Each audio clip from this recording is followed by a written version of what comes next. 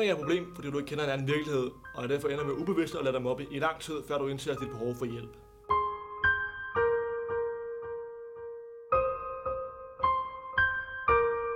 Der er mange, der ikke rigtig ved, hvad mobning er. Fordi der er også nogen, der bliver mobbet, fordi nogen aldrig har fortalt dem. Højdevang Skole er stedet, hvor Niklas tilbragte størstedelen af sin skoletid. Det var her, at han i flere år måtte kæmpe med systematisk mobning. Han vil nu vende tilbage for at se sin frygt i øjnene.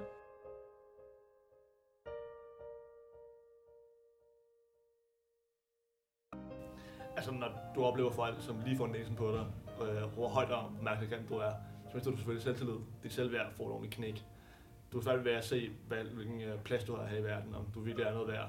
Du begynder at tvivle på dig selv. Jeg begyndte at tro, at jeg var handicappet. Jeg begyndte at tro, at jeg var adopteret eller et eller andet. Jeg kunne ikke rigtig tro på, at jeg var normal. Og bare begyndte at tro, at det, jeg blev udsat for, det var retfærdigt.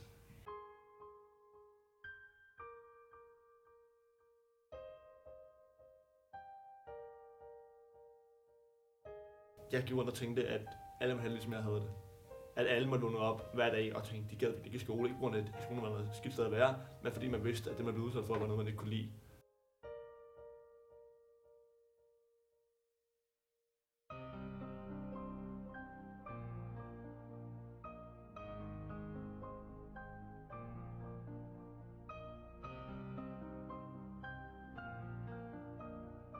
Når jeg hører nogen grine eller fnise eller andre ting bag noget, så tror jeg, at det er mig, det handler om. Instinktivt. Jeg kan ikke stoppe det. Jeg er sikker på, at nu har jeg gjort noget galt igen, og nu skal jeg hånes.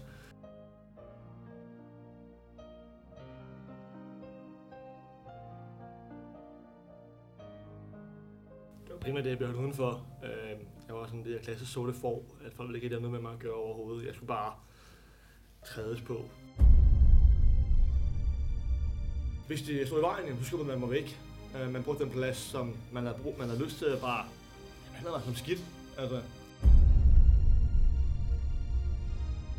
Af alle elever i 4. til 10. klasse oplever cirka hver 6. at blive mobbet en eller flere gange. Der er dog også mange, som ikke ved, at de bliver mobbet, og tallet kan derfor være større.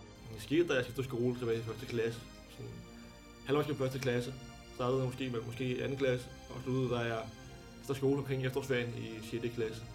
En vinter i 4. klasse, tror jeg det er, der er jeg ude at lege i hjørnerne, som en ven for et klasse under mig. Og lige på spilletårnet, der blev en krog af 2. klasse, uden blå luft. Og de bliver som venner bare gå, og den ene går så 2 meter frem og fører en iskuld lige ude på mig.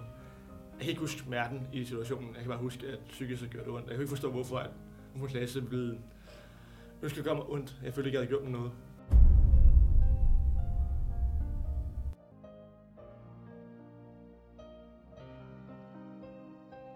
Jeg går ud fra, at alle folkeskoler har en eller anden form for anti-mobning, et eller andet, som de kører.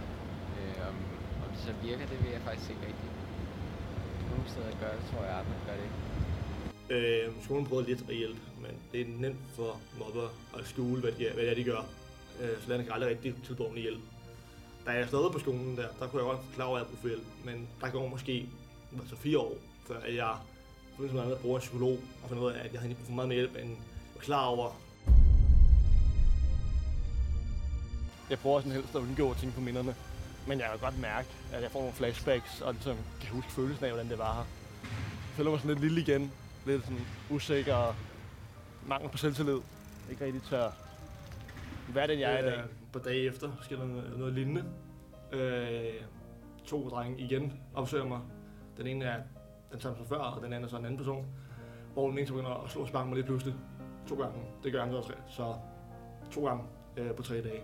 På lang sigt, der er der mange psykiske problemer at arbejde med. Jeg stoler ikke på folk. Jeg stoler ikke på, hvordan folk siger, de kunne lide mig, så passede det rent faktisk. Jeg er sikker på, at når folk siger det, så er det med lidenhed. Fordi de synes, jeg er sådan, at jeg slet allerede er. Og det er bare gør det, fordi det er ondt af mig. Det tror jeg, det er lidt stadig i dag.